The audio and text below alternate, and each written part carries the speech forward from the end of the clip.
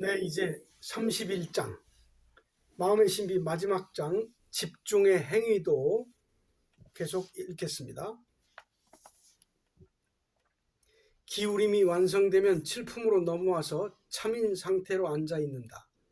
이때부터는 굳이 참이라는 생각을 할 필요가 없다. 쉽게 말해서 이미 하나님이 되어 있으므로 그대로 있으면 되는 것이지 나는 하나님이다라고 다시 다짐해야 할 필요가 없다는 얘기다.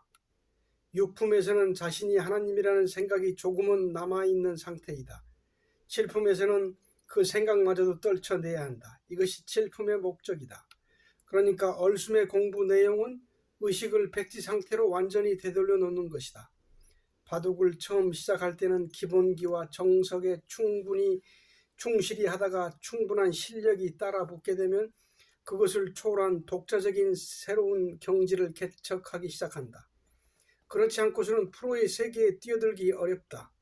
이와 마찬가지로 순수한 마음의 세계에 들어가기 위한 정석이라고 할 수 있는 육품까지의 과정을 충실하게 마쳤다면 이제는 모든 그것을 모두 버리고 가만히 앉아서 얼숨의 경지를 개척해 나가야 한다. 가만이라는 쉼 속에는 무수히 많은 정보가 들어있다. 그리고 그 자체에서 엄청난 정신 에너지를 유발시킨다. 따라서 가만히 있다 보면 자신이 참이라는 사실이 여실히 느껴진다. 그리고 이 정보는 집중의 힘에 의해 무한대로 펼쳐져 간다.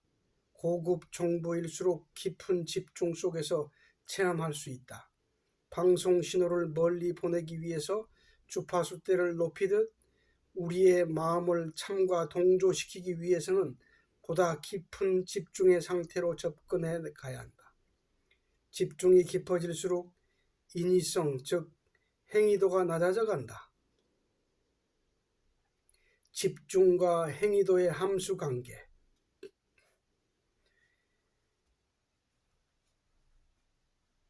안정의 시작 0에서 안정도 집중 100, 안정이 끝.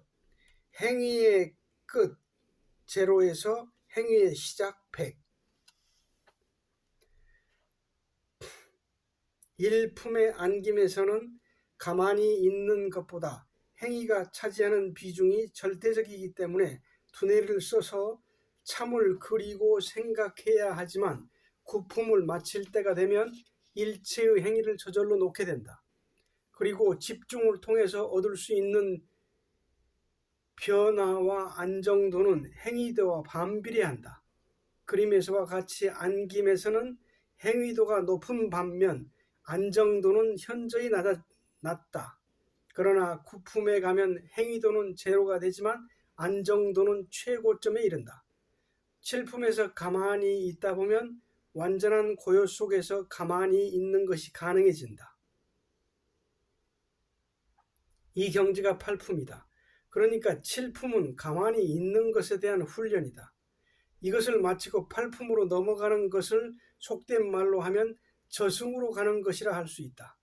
이렇게 칠품에 되면 하늘이 무너져 내리고 땅이 꺼져 들어가고 세상이 부서지듯 모든 관념을 뛰어넘게 된다. 돌 위에 있는 작은 돌 하나까지도 남김없이 무너져 내린다는 예수의 말을 실감하게 되는 경지다. 이제까지 가지고 있고 느껴왔던 세상의 모든 행복과 불행이 남김없이 사라져버리는 것이다. 이렇게 무너지다 보면 먼지가 자욱하게 피어난다. 안개처럼 자욱한 먼지들이 시간이 지나면서 가라앉고 정리되면 세상이 다시 보이게 되는데 이 단계가 맑음의 단계 팔품이다. 칠품에서 가만히의 경지를 끝나고 나면 그동안 가만히 있지 못했던 것이 얼마나 허망하고 부질없었던 짓이었던가를 새삼 깨닫게 되어 움직이는 것을 적극 피하게 된다. 따라서 아무리 거칠고 심한 운동을 하는 중이라 해도 귀청이 따가울 정도로 시끄럽다 해도 움직이지 않는 상태를 유지할 수 있게 된다. 알고 보면 움직이는 것만큼 헛되고 헛된 것이 없기 때문이다. 이렇게 해서 가만히가 되고 그대로가 되는 것이고 그대로가 그대로 되면 저절로 구품이 된다.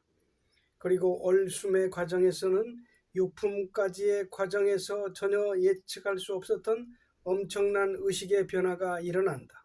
대참회도 여기서 일어난다고 했다. 그 전에 참회라고 해보아야 섣부른 참회에 불과한 것이다. 대참회를 마지막으로 하여 절로에 이르게 되면 왜 자신이 좀 더 일찍 버리지 못했는가 하고 후회하게 된다. 하나님에게로 온 편지 19편의 내용은 이 경지를 다룬 것이다. 어울윤성의 시집 하나님에게로 온 편지 19.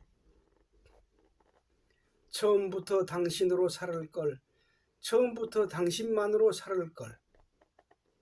당신은 어디를 갔다 오십니까?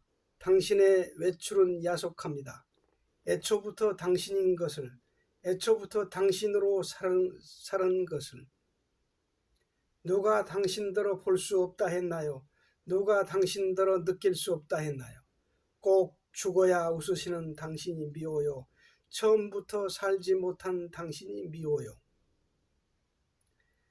죽어 주어야만 나타나는 당신이 밉다는 것입니다.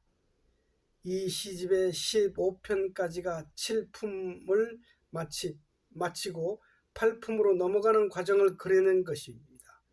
그리고 16편에서 20편까지가 8품으로 넘어오는 과정입니다. 그 다음 시들은 8품, 9품에 대한 내용을 주제로 한 것입니다. 이제 숨의 모든 것이 밝혀졌습니다. 마음 하나만 바꾸면 되는 것이다.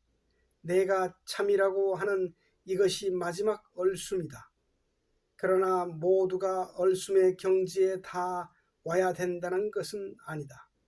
숨의 경지가 단 1품이 되든 몇 품이 되든 그것에 급급해야 할 것이 아니다. 단지 집중을 배우고 익혀서 친숙해지도록 노력해서 집중을 생활의 중심선상에 놓고 그 건전하고 활기찬 에너지로 생활에 힘쓰라는 것입니다. 집중을 통해서 마음을 안정시키고 건강을 찾고 행복을 찾고 소원을 성취해서 풍요롭고 아름다운 인생을 찾으라는 얘기입니다. 굳이 성급하게 구품에 오라는 것이 아닙니다. 모두가 이 경지에 이를 수는 없겠지만 그리 된다면 세상 일은 어찌 되겠는가요? 세상 모든 사람이 얼숨에 들어와 있다면 그대로 지상 천국이 되어버립니다. 그렇게 되면 사사로운 생각을 전혀 신경 쓰지 않게 됩니다. 오로지 영적인 성장에 필요한 사업에만 힘쓰게 되면 세상살이가 제대로 돌아가지 않을 것입니다. 명상이 이 세상에서 가장 귀중한 재원이라는 생각에 인류가 눈뜨는 날 지상 천국이 시작될 것입니다. 사람이 모여 사회를 이루고 사회가 모여 인류를 이룹니다. 그렇기 때문에 한 사람 한 사람의 행복이 실패하게 되면 전 인류가 빗나가게 됩니다. 한 사람이 행복해지기 위해서는 명상을 가장 가치 있는 일로 받아들여야 할 것입니다. 모든 일에 앞서서 명상에 힘쓰고자 하는 세상이 되려면 인류 개개인이 명상을 인정할 수 있는 수준에 와야 합니다. 인간이 인간을 존중하는 까닭은 단순히 존경스러워서가 아닙니다. 자신에게 많은 보탬이 될 때 존경스러워질 수 있는 것입니다. 속된 말로 많은 이익을 줄 수 있는 사람이 존경의 주체가 될 수 있다는 얘기입니다. 좋고 나쁜 것을 떠나서 사실이 그렇습니다. 자신에게 도움이 되지 않는 사람을 존경하는 것은 불가능한 일입니다. 존경받을 수 있는 사람은 인격적으로나 도덕적으로 또는 삶의 지혜에 있어서 남보다 나은 자질을 갖춘 사람입니다. 그리고 명상을 통해서 정신적, 육체적 도움을 얻을 수 있고 그 에너지로 삶을 풍요롭게 가꿀 수 있다면 그것을 지도해주는 스승이 존경받을 수 있게 될 것입니다.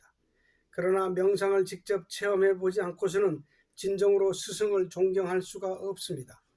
지금까지 수많은 스승들이 나타나서 환경을 바꿔놓기 위해 한 목숨 다해서 노력했지만 그들 모두가 실패하고 돌아갔습니다. 그도 그럴 것이 가정을 가지고 있지 않은 반쪽의 인생만을 살았기 때문입니다. 가정을 이루지 못한 성자는 완전에 이르기 어렵습니다. 진리의 내용이 아무리 깊고 원대하다 할지라도 생활과의 조화를 못 이룬다면 사람들의 호응을 얻지 못합니다. 생활과 일체가 되어 삶을 풍요롭게 이끌 수 있는 진리가 참된 진리입니다. 진리를 깨닫고자 하는 이유가 무엇인가요? 독신자로 살기 위해서라면 바람직스럽지 못한 것입니다. 가정을 행복하게 이끌어가기 위해서 진리라는 공부가 소용되어져야 합니다. 지금까지 내려오는 모든 진리는 독신자가 만들어 놓은 것입니다.